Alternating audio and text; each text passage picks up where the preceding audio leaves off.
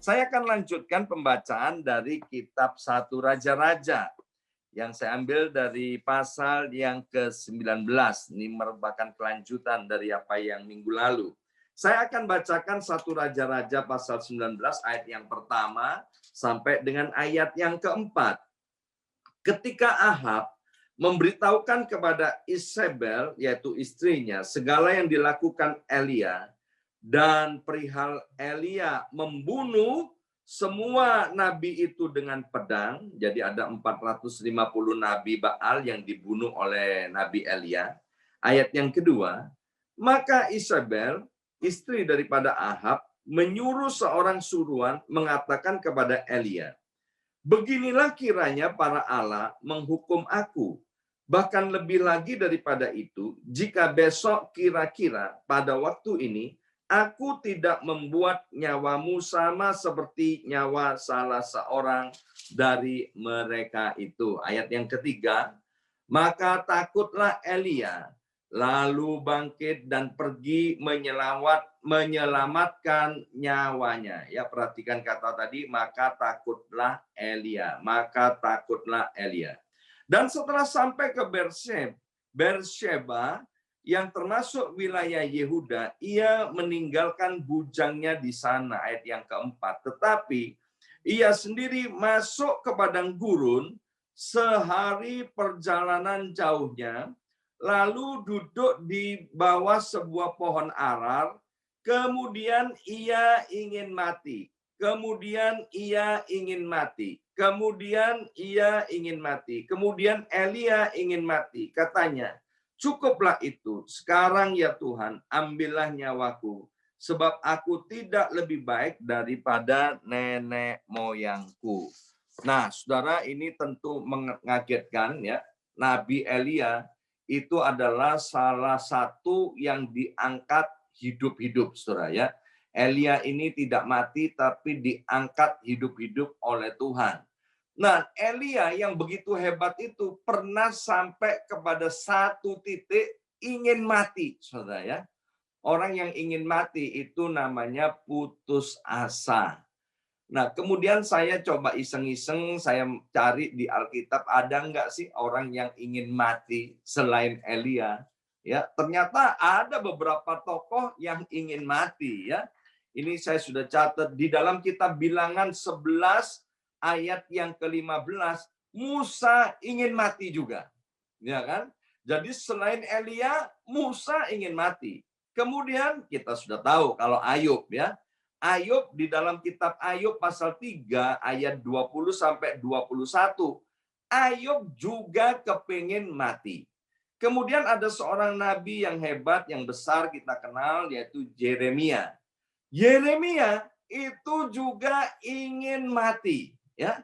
Dan kemudian ada Nabi Yunus yang terkenal itu, saudara, ya. Nabi Yunus setelah KKR besar-besaran di Niniwe, seluruh penduduk Niniwe itu bertobat, Yunus ingin mati. Nah, kenapa, saudara? Orang-orang ingin mati, saudara.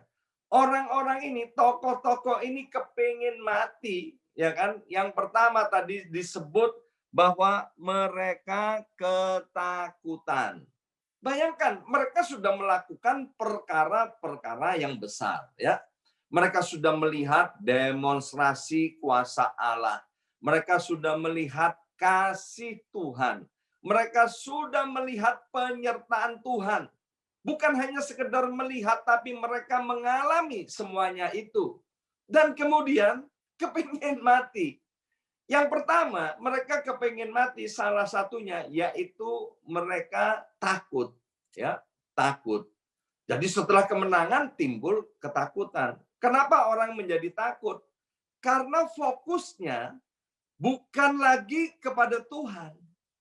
Waktu fokusnya, mata hati, mata rohani tertuju kepada Tuhan. Oh, mereka nggak takut mati. Mereka berani sekali menghadapi apa saja. Tetapi ketika fokusnya beralih daripada Tuhan, saudara, maka kemudian mengalami ketakutan. Dan ketakutan ini kalau dibiarkan membuat orang kepingin mati. tahun 2021, Bapak Ibu sekalian ya. Kita sudah memulai sesuatu dengan baik. Dan saya percaya Filipi pasal 1 ayat yang ke-6, kalau kita sudah memulai sesuatu yang baik bersama-sama dengan Tuhan, maka Tuhan itu akan menyertai kita dan menyelesaikan segala sesuatunya sampai finishing well, sampai finishing strong, sampai tuntas. Maka itu yang pertama, jangan pernah alihkan mata hati dan mata rohani kita. Jangan pernah alihkan fokus kita kepada Tuhan. Tetap arahkan pandangan kita kepada Tuhan. Apapun yang terjadi, ya. Tetap fokus kepada Tuhan. Jangan pernah fokus kepada masalah, persoalan yang ada di depan kita, ya. Dan saya bisa mengerti kalau ada di antara jemaat Tuhan, ada di antara Bapak Ibu kemudian mengalami ketakutan dalam hidup ini. Kenapa? Wong tokoh-tokoh di Alkitab aja yang hebat pernah ketakutan dan kemudian kepingin mati, ya. Jadi saya bisa mengerti kalau ada orang-orang yang kepingin mati, ya nggak usah jauh-jauh. Saya aja ini juga kepingin mati. Jadi waktu kena COVID-19 itu bulan Maret tanggal 20, itu adalah salah satu hari juga kepingin mati juga, ya. Selain sebelum-sebelumnya juga pernah kepingin mati. Ibu Yongki, istri saya, wanita yang berhati emas ini, juga pernah kepingin mati, ya. Tetapi ketika kami mulai fokus lagi kepada Tuhan, mata hati, mata rohani ditujukan kepada Tuhan, maka keinginan untuk mati itu sudah tidak ada lagi. Kenapa, saudara? Sebab pengharapan di dalam Tuhan itu tidak akan pernah mengecewakan. Ada seorang profesor mengadakan satu riset, ya, dia memasukkan seekor tikus yang memang sengaja dibuat untuk pencobaan, ya, ada tikus-tikus dibuat itu dimasukkan ke dalam akuarium, saudara, ya, yang ada airnya, setengah itu penuh dengan air, dan kemudian saudara lampu di dalam ruangan itu digelapkan, dimonitor, saudara, ya, dengan monitor yang canggih, saudara, maka hanya dalam 3 menit, ya, hanya dalam 3 menit tikus itu mati, saudara. Ya. Kemudian diadakan pencobaan lagi yang kedua, yaitu tikus dimasukkan ke dalam akuarium, diisi airnya setengah, tetapi ruangan di mana ada akuarium itu tidak digelapkan. Kalau yang pertama tadi digelapkan, maka yang kedua tidak digelapkan, saudara. Maka aneh bin ajaib, tikus itu, saudara, bisa bertahan hidup sampai 3 hari atau 72 jam. Jadi waktu di dalam keadaan gelap, tikus itu cuma bisa bertahan 3 menit, tetapi sementara kalau ada cahaya, tikus itu bisa bertahan hidup sampai 3 hari atau 72 jam. Kenapa? Karena tikus yang ada di dalam ruangan yang gelap itu, dia nggak bisa lihat di sekelilingnya ada apa. Sehingga dia putus asa dan kemudian tidak punya pengharapan. Sehingga tikus itu berkata dalam hatinya, mati ya kan? Maka dalam waktu 3 menit mati. Dan ketika bisa melihat cahaya itu, saudara, tikus itu punya pengharapan. Maka itu Bapak Ibu Saudara sekalian, mari kita arahkan mata hati kita kepada terang itu. Terang dunia itu. Yesus Kristus Tuhan itu. Jangan pernah alihkan fokus kita dari Tuhan. Yang kedua, mengapa tokoh-tokoh ini, saudara, kepingin mati? Karena mereka ini, saudara, merasa lonely. Merasa ditinggalkan oleh Tuhan. Mereka itu merasa sendirian. Maka itu kalau ikut Tuhan tidak boleh main perasaan. Ya, seringkali orang Kristen main perasaan. Aduh, rasa-rasanya Tuhan tidak hadir, ya. Salah satunya ini, saudara, kehadiran Tuhan bisa dirasakan dengan bulu kuduk berdiri, katanya, merinding-merinding. Kalau merinding Tuhan hadir. Kalau tidak merinding, ya kan, Tuhan tidak hadir. Nah, kalau cuma mau merinding-merinding gampang, saudara. Apalagi saya ini di depan rumah saya ini kan kuburan yang paling gede mungkin ya di Queen ya. Tengah malam aja pergi ke situ pasti merinding, saudara ya. Ini cerita aja muka udah merah, saudara ya kan. Bisa merinding, saudara, bulu kuduk tengah-tengah malam pergi ke kuburan. Apakah Tuhan hadir? Enggak, ya kan? Tuhan hadir tidak ditentukan oleh merinding atau tidak merindingnya kita. Tuhan hadir karena Dia adalah Allah yang Maha Hadir, ya. Selain Dia Allah Maha Hadir, khususnya buat setiap kita yang percaya kepada Yesus, kita mendapat privilege daripada Tuhan bahwa Tuhan itu adalah Allah Immanuel. Tuhan itu Allah yang menyertai kita. Allah yang tidak pernah meninggalkan kita. Maka itu jangan pernah lagi merasa lonely, saudara. Dan kemudian jangan pernah lagi mengasihani diri sendiri. Ya, percayalah bahwa firman-Nya itu iya dan amin. Kita itu dipilih oleh Tuhan. Kita ini spesial di hadapan Tuhan. Kita ini diangkat sebagai anak-anak Tuhan. Nah, Alkitab bilang begini, saudara. Ya, bahwa kita ini diangkat sebagai anak-anak Allah. Dan kita itu punya hak sama, meskipun kita ini anak angkatnya Tuhan, itu sama dengan anak kandung. Itu hukum, saudara. Ya. Nah, Bapak Ibu Saudara sekalian, karena kita ini anak-anak Allah, diangkat sebagai anak-anak Allah, kita itu mendapat hak, mendapat keistimewaan sama seperti dengan anak kandung. Jadi jangan pernah lagi kita ingat seperti yang ditulis di truk-truk yang ada di Indonesia, ya kan? Sekejam-kejamnya ibu tiri, lebih kejam ibu kota katanya ya.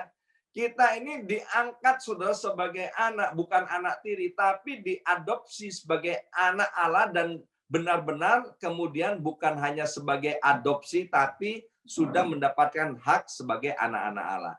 Maka itu sekali lagi, jangan pernah mengasihani diri dan percayalah bahwa kita tidak pernah sendirian. Mungkin kita merasa kesepian, mari fokuskan kita lagi kepada Tuhan dan percayalah bahwa Tuhan itu menyertai kita dan Tuhan sekali-kali tidak akan pernah meninggalkan dan membiarkan kita.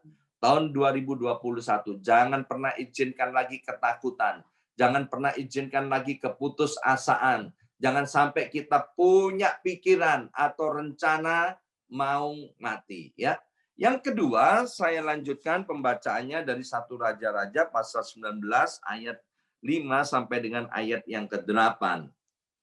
Sesudah itu, Elia berbaring dan tidur di bawah pohon arar itu. Tetapi tiba-tiba seorang malaikat menyentuh dia serta berkata kepadanya, bangunlah, makanlah. Ketika ia melihat sekelilingnya, maka pada sebelah kepalanya ada roti bakar dan sebuah kendi berisi air. Lalu ia makan dan minum, kemudian berbaring pula. Tetapi malaikat Tuhan datang untuk kedua kalinya dan menyentuh dia serta berkata, bangunlah, makanlah, sebab kalau tidak perjalananmu nanti terlalu jauh bagimu. Ayat yang ke-8, maka bangunlah ia lalu makan dan minum, dan oleh kekuatan makanan itu ia berjalan 40 hari 40 malam lamanya sampai ke gunung Allah, yakni Gunung Horeb.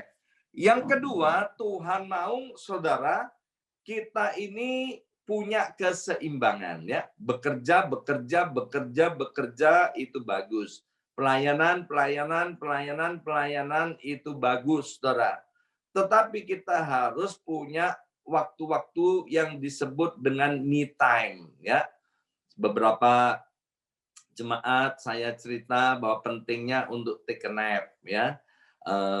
Tentu take a nap itu dilakukan yang sehat sesudah jam 1 siang. Usahakan take a nap mungkin sekitar 30 menit ya. Itu seperti orang ngisi baterai, saudara. Kalau kita udah take a nap 30 menit, saudara, itu akan membuat kita jauh lebih segar. Kemudian kita perlu makan, perlu minum, makan makanan yang sehat. Bukan bicara soal yang mahal. Ini bicara, saudara, bahwa kita perlu juga menjaga kesehatan tubuh ini. Elia terlalu capek, saudara. Dia udah membunuh 450 Nabi Baal. Musa capek, saudara. Dia memimpin 600.000 orang Israel keluar dari Mesir, dan orang Israel itu semuanya cranky, saudara ya. Itu membuat dia capek secara hati, dia capek secara pikiran, dia capek secara tubuh jasmani. Dan Yunus itu juga capek, saudara ya. Udah KKR besar-besaran ya, dia capek dan dia kepingin mati. Jadi hati-hati, saudara. Capek itu ternyata nggak bagus, saudara ya. Jadi kita perlu keseimbangan antara bekerja, istirahat, makanan yang cukup. Tetapi jangan sampai disalahartikan ya. Pendeta bilang ya mesti ada keseimbangan, banyak istirahat ya. Pagi ini disampaikan istirahatnya 30 menit aja ya. Bukan kemudian 3 jam. Nanti kemudian udah kerja bilang, "Bos, istirahat, bos, mau take a nap." Nah, kita semua kan punya waktu untuk istirahat, untuk jam-jam istirahat, mungkin jam makan siang 1 jam ya. Mari kita ambil 30 menit untuk kemudian benar-benar istirahat. Dan saya percaya kalau kita mengatur keseimbangan seperti Elia, Tuhan pulihkan, dia bersemangat kembali. Saya percaya tahun 2021 dengan hikmat daripada Tuhan. Yang pertama, fokus kita kembali kepada Tuhan. Kita tidak boleh lonely dan mengasihi diri sendiri. Yang kedua, ketika kita punya keseimbangan yang baik dan benar, saya percaya kita akan lewati hari-hari di tahun 2021 penuh dengan kemenangan demi kemenangan. Kemenangan kita bukan tergantung kepada kekuatan kita, tetapi kemenangan kita tergantung kepada Yesus Kristus, Tuhan di atas segala Tuhan dan Raja di atas segala raja. Mari kita berdoa, materaikan setiap benih kebenaran firman Tuhan, biar Engkau yang menyempurnakan dan berbicara terus kepada kami. Di dalam nama Tuhan Yesus. Amin.